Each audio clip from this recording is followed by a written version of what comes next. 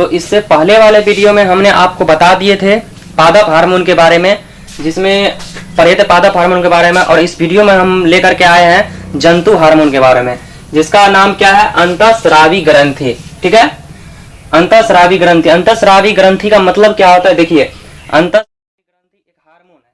तो हार्मोन, अब देखिए हार्मोन क्या होता है, हार्मोन और उसके बाद क्या है, रक्त है।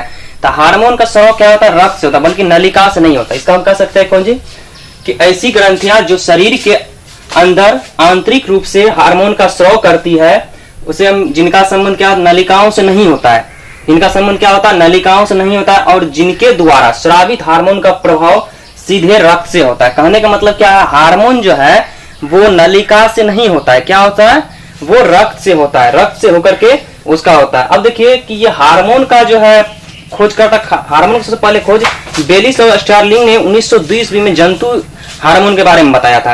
कब बताया था, बेलिस और स्टार्लिंग ने 1902 ईस्वी में जंतु हार्मोन के बारे में बताया था। लेकिन पादप हार्मोन के बारे में 1928 में FW वेंट नामक वैज्ञानिक ने इसके बारे में रखा था।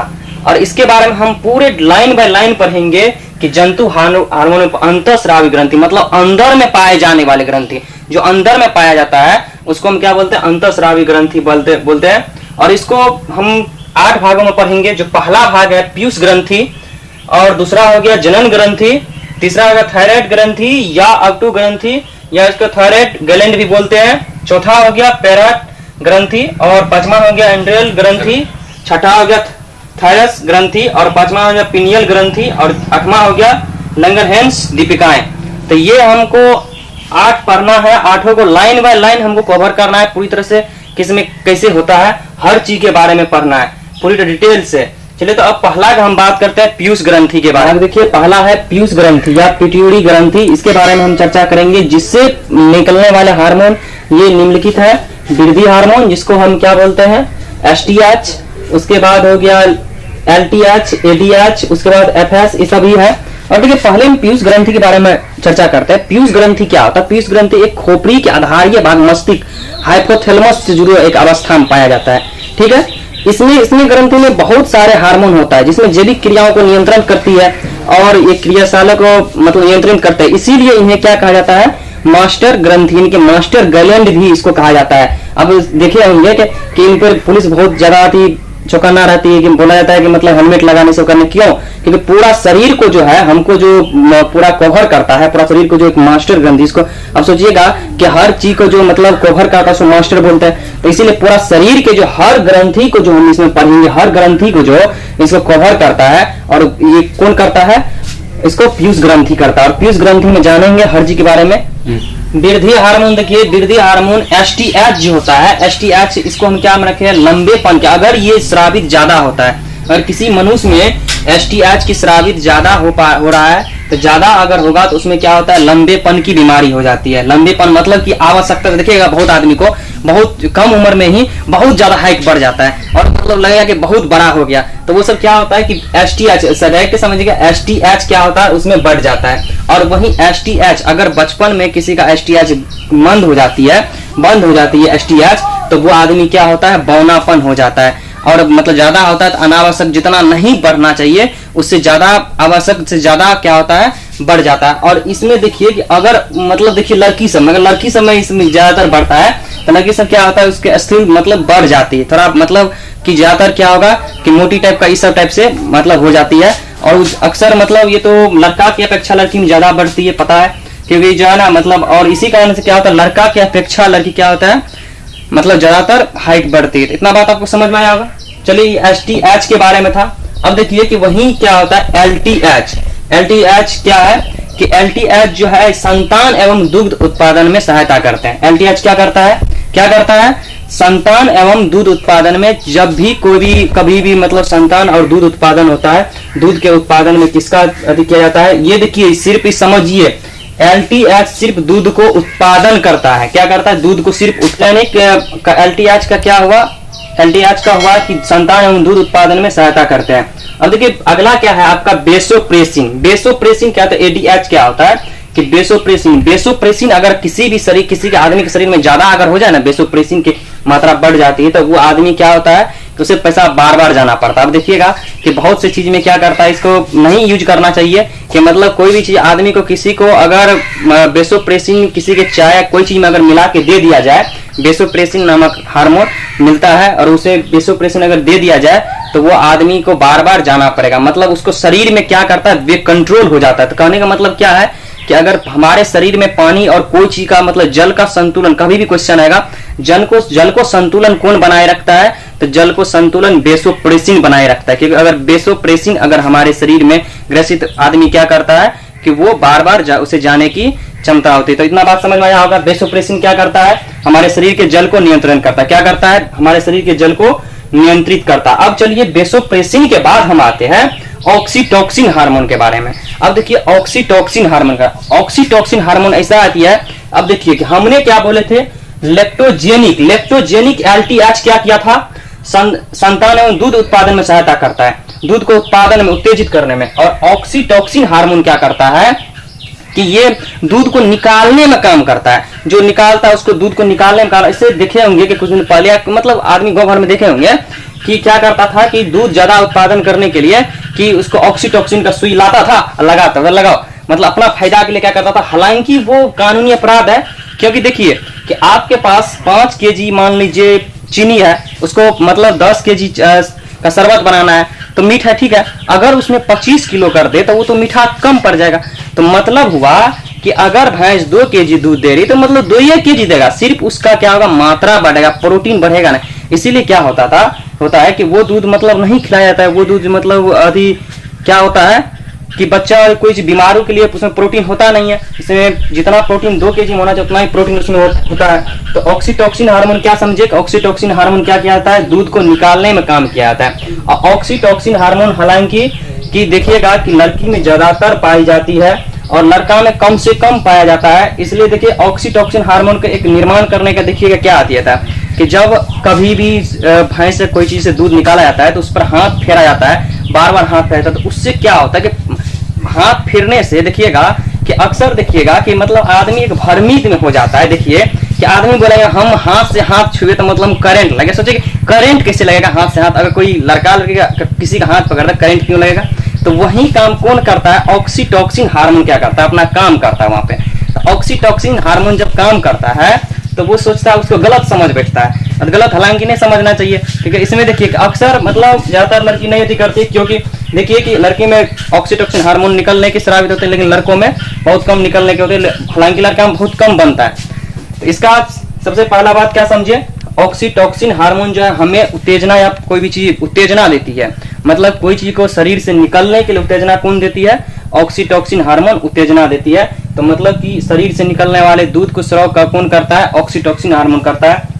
जो क्या करता है, हम बहुत इसमें वीडियो में बहुत शॉर्ट तरीका से हम जानेंगे और हम अगला वीडियो में जानेंगे कि इसको लिखने के लिए बताएंगे। अब पीडीएफ चाहिए तो पीडीएफ हम इसमें व्हाट्सएप पर भी करवा देंगे। इसमें सिर्फ इंट्रोडक्शन हम देंगे, इंट्रोडक्शन की तरह समझाएंगे इस वीडियो में। तो देखिए कि ऑक्सीटोसिन क्या, ऑक्सीटोसिन के बारे में जान चुके होंगे। ऑक्सीटोसिन क्या होता है, ऑक्सीटोसिन हार्मोन हमारा ऐसा हार्मोन है जो दूध को उत्प्रेरित करने में काम करता है, ठीक है। उसके बाद तो देखिए यहाँ पर जनन ग्रंथि नियंत्रण हार्मोन 2 तरीका से काम किया। जीटीएच हमारा 2 तरीका से काम करता है, एक एफएसएच में और दूसरा करता है एलएच में। एलएच में और एलएच हमारा क्या करता है, शुक्राणु का निर्माण करता है, जिसमें किसका निर्माण होता है, टेस्टोस्टेरोन नामक हार्मोन का निर्माण होता है, जो नर में पाया जाता है। नर में जो उत्तेजना करता है, उत्तेजना जो हम बहुत बढ़िया से पढ़ेंगे। अभी तो इसमें हम सिर्फ पीयूष ग्रंथि के बारे में जान रहे हैं, उसकी ग्रंथि के बारे में जानेंगे कि एलएच क्या करता है, शुक्राणु को निर्माण करता है। जैसे टेस्टोस्टेरोन, कभी पूछेगा नर हार्मोन क्या है, टेस्टोस्टेरोन दीजिएगा, ठीक है, टेस्टोस्टेरोन होगा। और अगला देखिए कि अगर मादा हार्मोन ये एफएस क्या करता है, अंडाशय को निर्माण, जिसको एस्ट्रोजन जिसमें निर्माण होता है। देखिए कि एफएसएच जो है एस्ट्रोजन का निर्माण करेगा। एफएस अगर एस्ट्रोजन का निर्माण नहीं करा तो अंडा का निर्माण कभी भी नहीं होगा। तो देखिए कभी कभी जो है ना पक्षी और में कभी में जो है उसमें अंडा का निर्माण कराया जाता है तो किसका सुई लगाया जाता है, एफएसएच का। एफएसएच का सुई लगा जाता है, जिससे उसका क्या होता है, उस हार्मोन एक मादा हार्मोन अंडाशय में जाकर वो एस्ट्रोजन का निर्माण करता है। एस्ट्रोजन का निर्माण करता है तो फिर जाकर वो क्या होता है, अंडा का निर्माण होता है और फिर उसे क्या किया जाता है, अंडा निकाला जाता है। और इसमें जो है फिर इसका पुरुष में क्या किसका होता है, एलएच होता है, जो टेस्टोस्टेरोन नामक हार्मोन का निर्माण करता है। तो इसमें देखिए कि मोटा मोटी हम पीयूष ग्रंथि में क्या हम जाने, पीयूष ग्रंथि एक हमारा क्या था, दिमाग में पाया जाता है जो सभी ग्रंथि को नियंत्रित करता है, ऊपर से नीचे सब ग्रंथि को कौन करता है, पीयूष ग्रंथि, पिट्यूटरी ग्रंथि, जिसको मास्टर ग्रंथि भी कहते हैं। तो इसमें वृद्धि हार्मोन के बारे में जान गए। वृद्धि हार्मोन एसटीएच अगर कमी हो जाएगा तो बौनापन हो जाएगा। देखिएगा बच्चों ने भुट्टा नटा छोटा छोटा रहता है। और अगला जो है अगर ज्यादा हो गया तो लंबेपन की बीमारी हो जाएगा, बहुत बड़ा लंबा हो जाएगा। और नंबर 2 में लेक्टोजेनिक या न्यूट्रिएंट, जिसको एलटीएच कहते हैं, ये संतान एवं दूध उत्पादन में सहायता करता है, ठीक है। और बेसोप्रेसिन एडीएच जो क्या करता है, हमारे शरीर के जल को संतुलन बनाए रखता है, ठीक है। ऑक्सोटोक्सिन क्या करता है, हमारे ऑक्सोटोक्सिन दूध उत्पादन में सहायता करता है, दूध को निकालने में काम करता है, ठीक है। और जनन ग्रंथि हमारा 2 तरीका से काम करता है। इतना बात हमारा देखिए कि 2 नंबर में जनन ग्रंथि हमने लिखे थे। आपकी बुक में कुछ भी कई नंबर में कुछ भी होगा, उससे कोई दिक्कत नहीं है, हमें कोई दिक्कत नहीं है। देखिए कि मतलब जिस ज्यादा नंबर में कोई दिक्कत नहीं, हम 2 नंबर में हमने लिखे थे। अगला देखिए 2 नंबर में हमारा क्या था, जनन ग्रंथि था। जनन एक ग्रंथि है और हम सब पाठ को अलग अलग तरीका से हमने हालांकि लिखे थे। देखिए इसमें जनन ग्रंथि 2 प्रकार में हो गया। कितना प्रकार में, 2 प्रकार में हो गया। एक तो देखिए वृषण और अंडाशय, 2 प्रकार का, नर और मादा जनन ग्रंथि हम बोलते हैं। वृषण के लिए, वृषण नर में पाया जाता है। वृषण किस में पाया जाता है, वृषण नर में पाया जाता है, जो किसका निर्माण करता है, टेस्टोस्टेरोन का। वृषण किस में पाया जाता है, वृषण नर में पाया जाता है, जो टेस्टोस्टेरोन का निर्माण करता है, वृषण का कार्य होता है, समझ गए। और अगला देखिए, इतना बात समझ आया। अंडाशय किसमें पाया जाता है, एस्ट्रोजन, और ये मदा में पाया जाता है। किसमें पाया जाता है, मदा में पाया जाता है। ये मदा में पाया जाता है, कौन चीज, अंडाशय।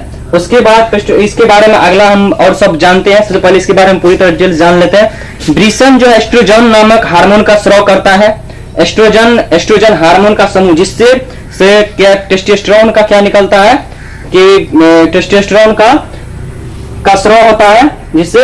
और देखिए कि इसका, अब देखिए इसमें द्वितीयक लक्षण होता है। द्वितीयक लक्षण होता है, द्वितीय लक्षण टेस्टोस्टेरोन के कारण द्वितीयक लक्षण होता है। अब देखिए कि प्रथम लक्षण क्या था, कि जो जन्म से लेकर कि पूरी क्रिया तक हुआ था उसे हम प्रथम लक्षण बोलते थे। और यहाँ पर द्वितीयक लक्षण क्या हुआ, कि जो दूसरा घटना हमारा सब देखिए जन्म लिए, और जन्म के बाद हम जो दूसरा घटना हम बोलते हैं उसको हम द्वितीयक लक्षण बोलते हैं। हमको जन्म के बाद वाली घटना क्या सब हमें देखने को मिल रही है। जैसे देखिए लिंग लक्षण, आवाज पहले हमारा पतला था, वो टटिया का बोल रहे थे, टटिया का हम बोल कुछ तरह से बचपन की तरह बोल रहे थे। लेकिन अब देखिए कि हम अब क्या बोल रहे हैं, थोड़ा आवाज अच्छा मतलब शेरली बोल रहे हैं, मोटा आवाज। मतलब पहला द्वितीयक लक्षण यही हुआ कि किसमें आवाज में चेंजिंग होगा। अब देखिए कि दाढ़ी मूछ नहीं था, बड़ा बड़ा दाढ़ी बढ़ा लिए, पूरा बड़ा बड़ा लंबा लंबा आप चल रहे हैं, तो क्या हमको आया, आवाज में दाढ़ी में अति हो गया, दाढ़ी मूछ में अति परिवर्तन आया। तो मतलब कि द्वितीयक लक्षण उसे कहेंगे जो जन्म के बाद, तो सोचिए सुनिए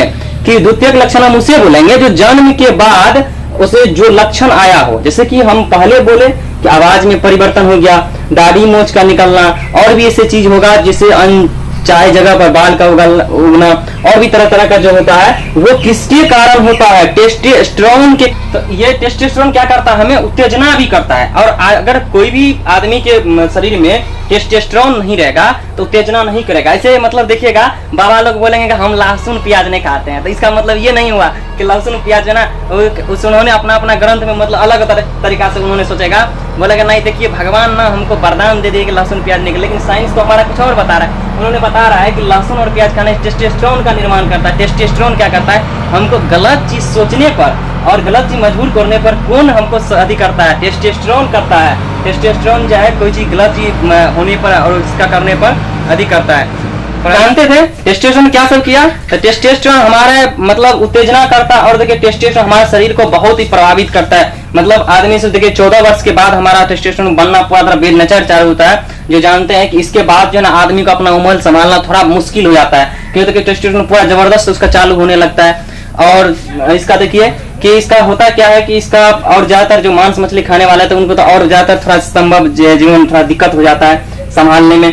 तो देखिए कि ये टेस्टोस्टेरोन, अब देखिए टेस्टोस्टेरोन वो क्या करता है, गलत कोई संग के वजह से क्या करता है, शरीर से निकालना चाहता है। वो अपना लोग जनन ग्रंथि जनन चक्र में पढ़ेंगे पूरी तरह डिटेल से कि उसका क्या घटनाएं सब होती है। हमें क्या करता है, अब सोचिए कि कोई भी आदमी कि टेस्टोस्टेरोन को निकाले, सोचिए शरीर से निकालता है तो वो देखिए उसको इसका सोचिए कि बहुत सारे शरीर का अंग का चेंजिंग सब मिलता है। होने के लिए। इसे देखिए कि आप देखिएगा रात में नाखून थोड़ा बढ़ा था, लेकिन आप टेस्टोस्टेरोन को स्रावित करते हैं तो आपका नाखून बहुत बढ़ गया। तो मतलब क्या हो गया, आपका जीवन घट रहा है। क्यों घट रहा है, तो देखिए कि पहले तो एक तो 5 दिन में जो नाखून आपका बढ़ना था वो क्या था, 1 दिन में ही बढ़ गया था। मतलब 5 दिन का आयु क्या हो गया, आपका 1 दिन का बन गया था। इसी प्रकार हमको और भी बहुत सारे चेंजिंग सब क्या होता है कि मिलने के लिए मिलता है, कि जो कि मतलब इसका टेस्टोस्टेरोन का, और हम इसके बारे में जनन ग्रंथि के बारे में इसमें पढ़ेंगे पूरा तरह डिटेल्स और भी बढ़िया तरह से जानेंगे।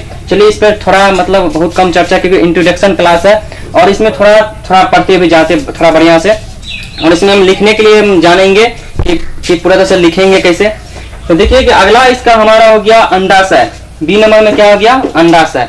अंडाशय हमारा क्या होता है कि एस्ट्रोजन ये मादा में पाया जाता है। जिस प्रकार हमको वृषण में नर में पाया जाता है और टेस्टोस्टेरोन पाया जाता था, उसी प्रकार अंडाशय में एस्ट्रोजन पाया जाता है और ये मादा में पाया जाता है। और इन्हीं के कारण एस्ट्रोजन के ही कारण हमारा क्या होता है, मादा में द्वितीयक लक्षण, मादा में भी द्वितीयक लक्षण होता है। जो द्वितीयक लक्षण देखने को महिला समय देखिएगा कि वो जो है ना, मतलब पहले आवाज कैसे था और फिर बाद में और पतला हो जाता है। और वही चीज देखिए कि अगर महिला में क्या होता है कि बाद में थोड़ा मोटा तरह आवाज हो जाता है। मोटा आवाज होने, कोई महिला मोटा आवाज देखेंगे मोटा भी होता है, तो उसमें द्वितीयक लक्षण नहीं हो पाता है। और भी उसमें जानेंगे अगला हार्मोन में। तो अंडाशय में एस्ट्रोजन के कारण क्या होगा, किसके कारण द्वितीयक लक्षण बदल रहा है, तो एस्ट्रोजन के कारण बदल रहा है। और मादा हार्मोन कभी भी पूछेगा मादा हार्मोन क्या होता है, तो एस्ट्रोजन ही होता है, ठीक है, एस्ट्रोजन। और इसके कारण क्या होता है, द्वितीयक लक्षण आवाज बढ़ना, मतलब अनचाहे जगह बढ़ना। मतलब उसमें द्वितीयक लक्षण के बारे में से पहले बता दिए। द्वितीयक लक्षण क्या होता है कि जो जन्म के बाद जो भी घटना सब होती है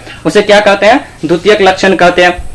ये हो गया द्वितीयक लक्षण, हो गया कि उत्प्रेरित हो गया, जैसे मतलब बाल का आना, उसके बाद आवाज में चेंजिंग होना, सब हो गया।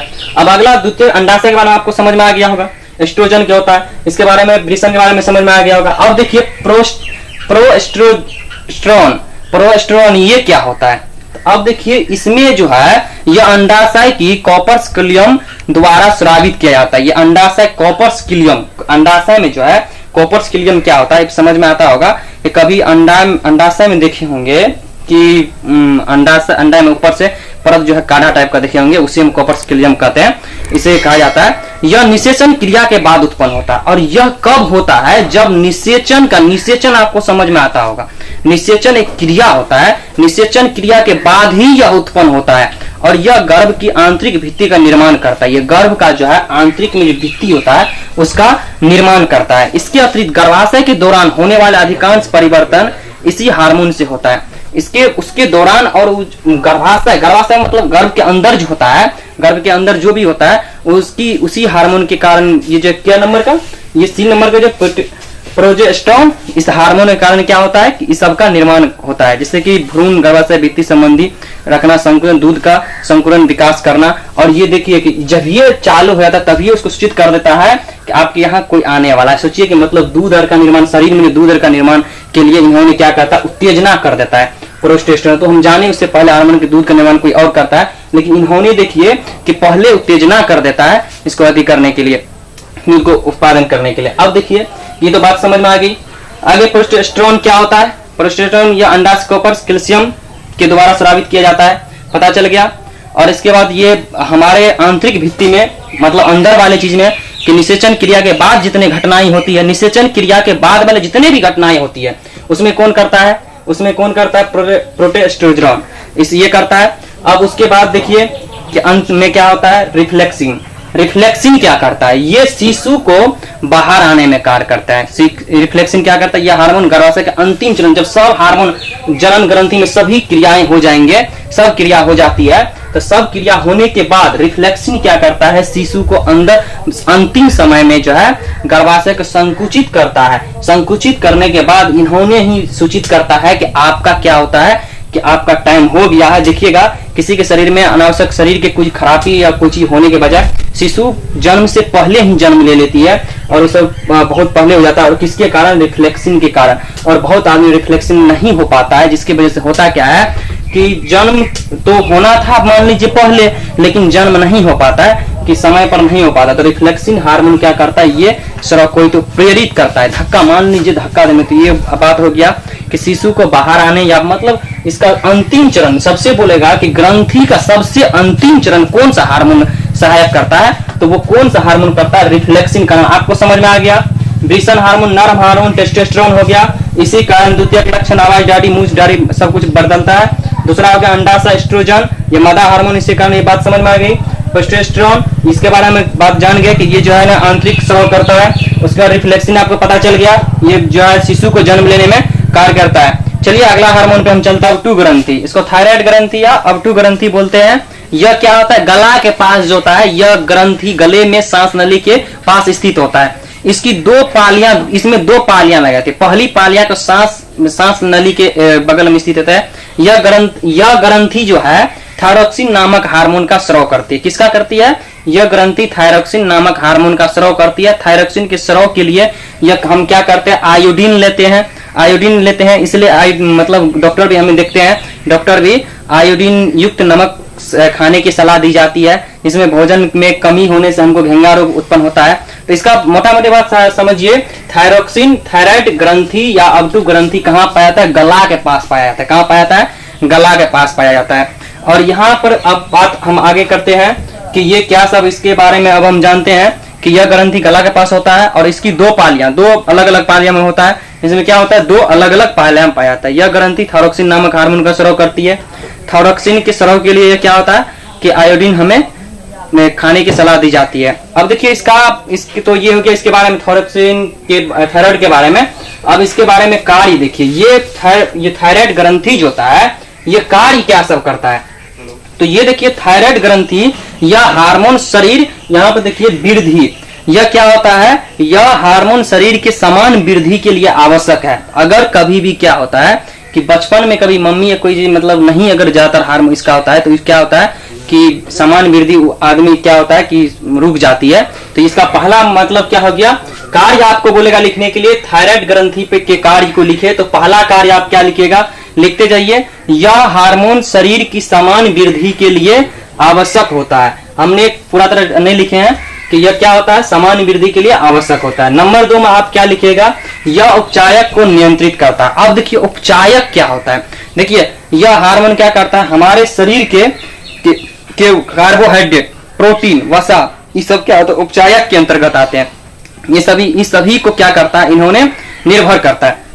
अगला देखिए कि बहुत स्पीड में कर रहे हैं। अगला 3 नंबर में प्रतिष्ठा को नियंत्रित करता है। अब ये प्रतिष्ठा क्या होता है? तो कभी देखिए कि शरीर में क्या होता है, आपको चिड़चिड़ापन से कुछ अलग टाइप से आता होगा कि हमको आग टाइप से लग रहा शरीर में कुछ अलग टाइप से, तो ये क्या होता है? प्रतिष्ठा होता है। तो आप देखिएगा कि आप जाइएगा हॉस्पिटल में, तो आपको एक नमक की तरह उजला एक पोटरी टाइप का क्या करेगा? आपको देगा, वो बोलेगा उनको पीने के लिए, गर्म पानी कुछ ही करने के लिए, ताकि क्या करता है आपका जो है ना मतलब वो थायराइड ग्रंथि को दूर करता है। तो इसका दूर थायराइड ग्रंथि को थायरोक्सिन हार्मोन बनाता है, थायरोक्सिन हार्मोन बनाए और हमारे शरीर क्या करे? प्रतिष्ठा को दूर करे। तो अगला ये हो गया, हमको प्रतिष्ठा समझ में आ गया। केंद्रीय तंत्रिका, केंद्रीय तंत्रिका क्या हो गया? अब देखिए ये भी बहुत बड़ा भूमिका निभाता है। यह हृदय की केंद्रीय तंत्रिका के लिए आवश्यक होता है। केंद्रीय तंत्रिका मतलब हमारे शरीर की हड्डी की मजबूत के लिए क्या होता है? आवश्यक होता है। तो कार्य आप लिख दीजिएगा। पहला कार्य आप क्या लिखिएगा? फिर से समझिए, पहला कार्य क्या लिखेगा? यह क्या लिखिएगा? यह हार्मोन शरीर की समान वृद्धि के लिए आवश्यक है। ठीक है। अगला 2 नंबर में क्या लिखिएगा?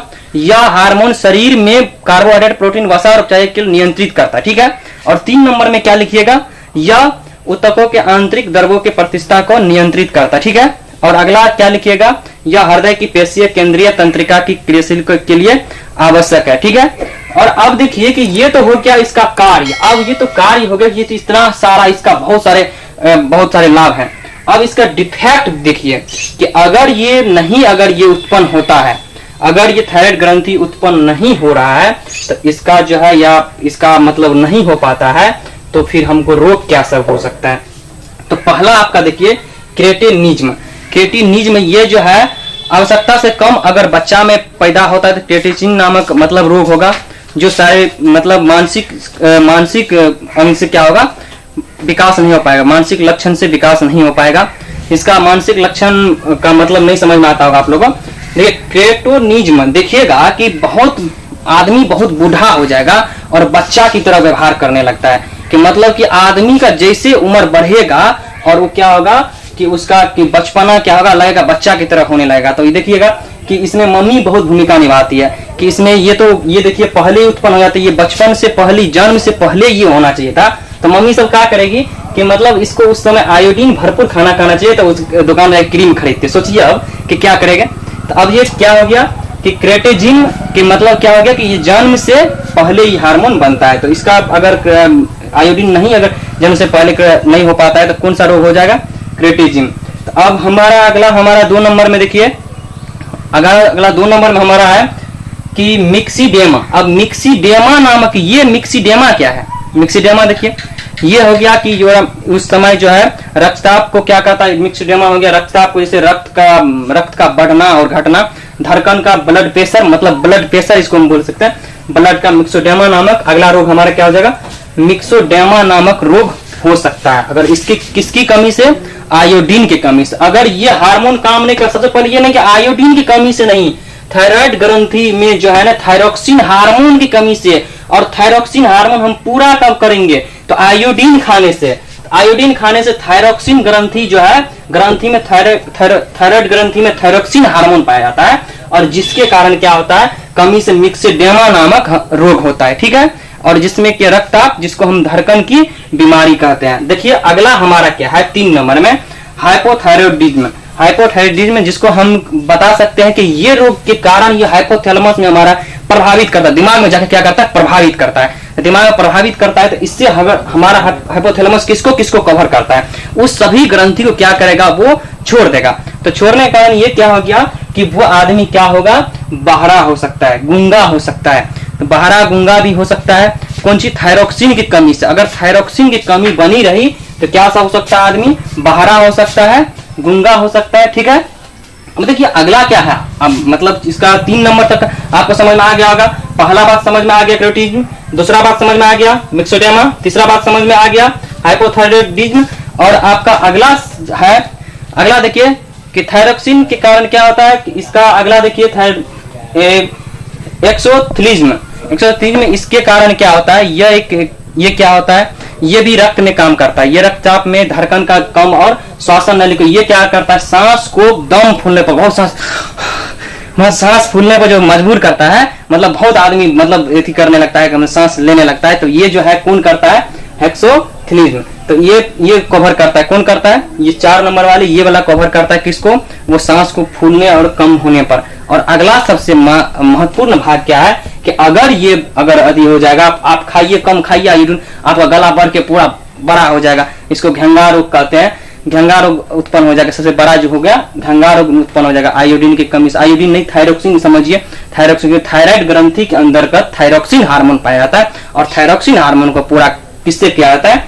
किससे? आयोडीन से। इसीलिए कभी कभी क्वेश्चन आपके एग्जाम में पूछ जाता है कि आयोडीन युक्त नमक खाने की सलाह क्यों देते हैं? आयोडीन का आपको लाभ समझ में आ गया कि आयोडीन नहीं खाएंगे तो कितना हमको रोग हो सकता है, और इसके बाद इसका कार्य क्या सब है ये आपको समझ में आ गया होगा। इस सब कार्य हमको किया जाता है। अगला हमारा क्या है? पैराथायरॉयड ग्रंथि। पैराथायरॉयड इसको पराग ग्रंथि भी बोलते हैं, इसको बोलते हैं। अब देखिए कि ये कहां पर आता है? ये देखिए हमने बताए थे कि थायराइड ग्रंथि गला के पास होता है, और गले के पास थायराइड ग्रंथि के बगल में 4 छोटी छोटी ग्रंथि होती है। इस गला के सबसे बगल में 4 छोटी छोटी ग्रंथि पाई जाती है, जिन्हें पैथाराइड ग्रंथियां बोलते हैं। जिससे क्या होता है कि पैथोरॉक्सिन नामक हार्मोन जिसमें बनता है, जिसमें क्या बनता है? पैथोरॉक्सिन नामक हार्मोन जिसमें बनता है। पैथोरॉक्सिन का काम क्या है कि पैथोरॉक्सिन हार्मोन उपापचय के लिए आवश्यक है। उपापचय तो इससे पहले बताए थे, उपापचय के लिए आवश्यक है, जिसके कारण यह क्या होता है? हड्डी में रक्त की कैल्शियम को नियंत्रित करता है। तो पैथोरॉक्सिन किसको हार्मोन को किसको स्रावित किया? पैथोरॉक्सिन को। पैथाराइड में पाया था कौन सी? पैथोरॉक्सिन की। कौन किया? पैथाराइड में कौन किया? पैथोरॉक्सिन हार्मोन को स्रावित किया। और इसका काम देखिए ये क्या करता है? रक्त में कैल्शियम का निर्माण करता है। और ये क्या होता है कि ये देखिए अधिकता बढ़ जाने से क्या होता है? रक्त में जो है कैल्शियम बढ़ जाता है, जिसमें क्या होता है? गुर्दे में आप कभी कभी सुने होंगे कि पेट में पत्थर हो जाना, पत्थर हो गया। पहले हमको भी समझ में नहीं आता था, मतलब पत्थर बहुत बड़ा बोल्डर हो गया पेट में, समझ गए? पत्थर हो गया। अब ये पत्थर का मतलब ये नहीं समझ में आता है। पत्थर का मतलब ये होता है पैथोरॉक्सिन पराग ग्रंथि में क्या होता है? पैथोरॉक्सिन में जो है रक्त में क्या होता है कि कैल्शियम बढ़ जाता है, और कैल्शियम बढ़ता है। कैल्शियम बढ़ने के कारण क्या होता है कि पत्थर की तरह क्या होता है कि जम जाता है, और हमारा क्या होता है? कि गुर्दा खराब हो जाता है। गुर्दा खराब होने के कारण हमारा रक्त का संचार अच्छा तरह से नहीं कर पाता है। इसके कारण हम समझते हैं कि हमको बताया जाता है कि हमें जो है मतलब पत्थर हो गया, पत्थर की तरह की। तो इसका पूरा तरह बात समझ में आया होगा। पैथायरॉइड ग्रंथि या पराग ग्रंथि किसको स्रावित करेगा? पैथायरॉक्सिन हार्मोन को स्रावित करेगा। किसको करेगा? पैथायरॉक्सिन हार्मोन को स्रावित करेगा। और ये किसमें होता है? रक्त में कैल्शियम को जाके क्या करता है? बढ़ा देता है। और ये कहां पर होता है? हमारे कहां पर होता है? तो इसमें हम एंड्रीनल ग्रंथि के बारे में बात करेंगे। एंड्रीनल ग्रंथि क्या होता है? तो एंड्रीनल ग्रंथि देखिए, यह जो है एंड्रीनल ग्रंथि यह गुर्दे के ऊपरी भाग पर वो पाया जाता है। ये गुर्दा जो होता है, इससे पहले वाला वीडियो में गुर्दा वाला बताया था गुर्दा कैसे होता है, सब उसका देख लीजिएगा। तो उस गुर्दा के ऊपरी वाला भाग में पाया जाता है कि दोनों गुर्दे पर एक एंड्रीनल ग्रंथि स्थित होते हैं, जिसे सुप्रानील ग्रंथि भी कहते हैं।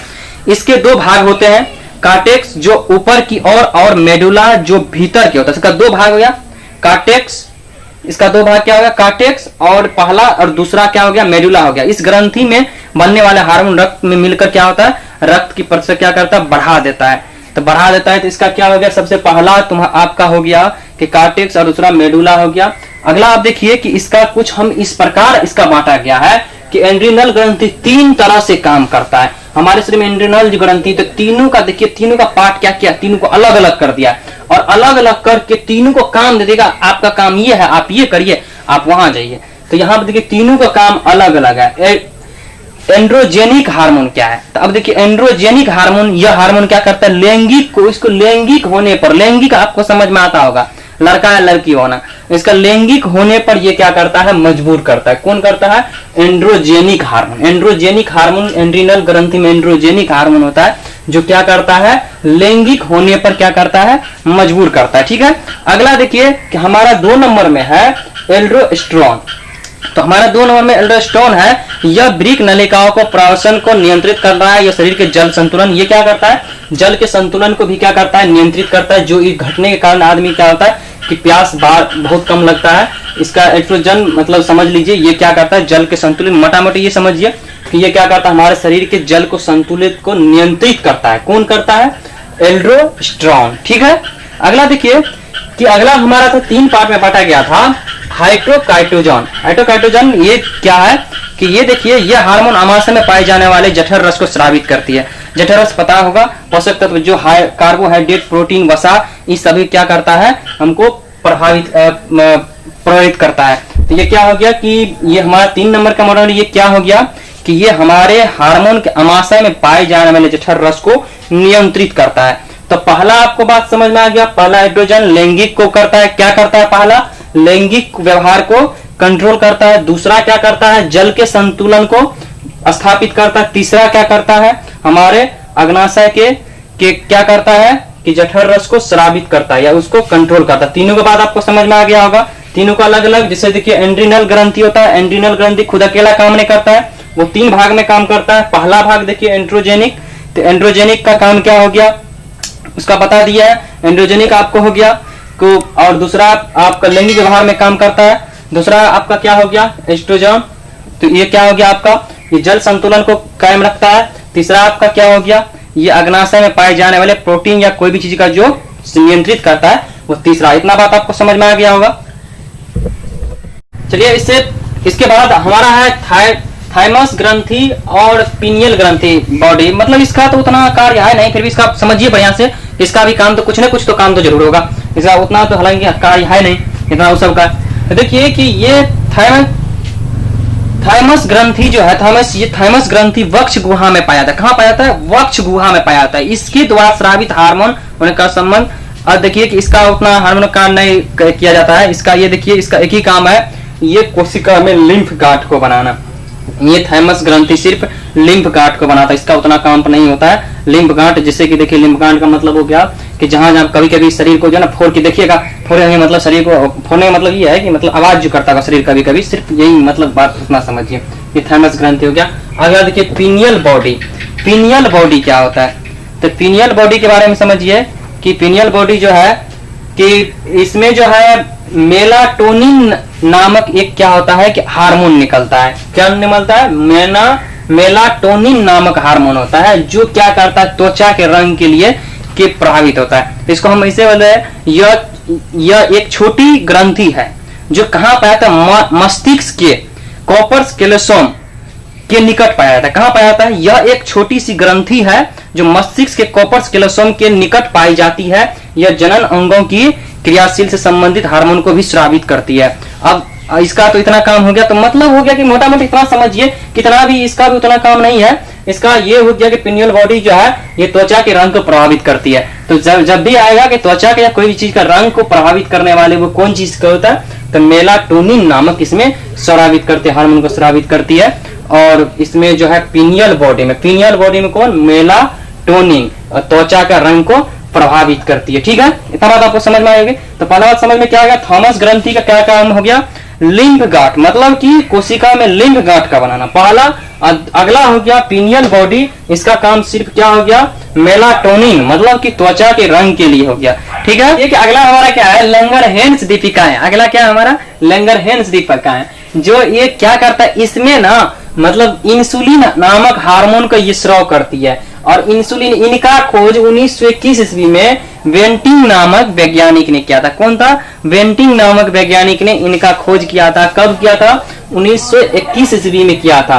अब देखिए इसके बारे में, यह अग्नाशय की पाचक ग्रंथि है। मतलब ये क्या है, अग्ना पाचक ग्रंथि आपको समझ में आता होगा, जो पचाता है भोजन को, उसे क्या बोलते हैं, पाचक ग्रंथि बोलते हैं। ठीक है, तो पाचक ग्रंथि, ये पाचक ग्रंथि है, परंतु यह एक ग्रंथि भी है, यह ग्रंथि भी है या। और उसके बाद हम और भी चीज जानते हैं, लंगरहैंस नामक वैज्ञानिक की खोज के अनुसार ये जो देखिए कि ये क्या किया था, कि ये तो बेंटिंग ने तो खोज किया था, लेकिन सबसे पहले लंगरहैंस ने इसका खोज किया था। और उन्होंने क्या किया, अपना नाम पे रख दिया लंगरहैंस वैज्ञानिक की खोज के अनुसार। और उन्होंने देखिए क्या बताया था, लंगरहैंस ने खोज किया और उन्होंने क्या बताया कि अग्नाशय पर छोटी छोटी ग्रंथि के एक क्षेत्र होता है जो बहुत सा दीप होता है, जिनमें वैज्ञानिक ने पर लंगरहैंस दीपिकाएं कहा जाता है। ये दीपिकाएं केवल अग्नाशय पर पाई जाती है, ऐसा बताया से। और वो क्या बताया, ये डायरेक्ट सीधा रक्त में मिलता है और रक्त को क्या कहता है, प्रभावित करता है, लंगरहैंस दीपिकाएं।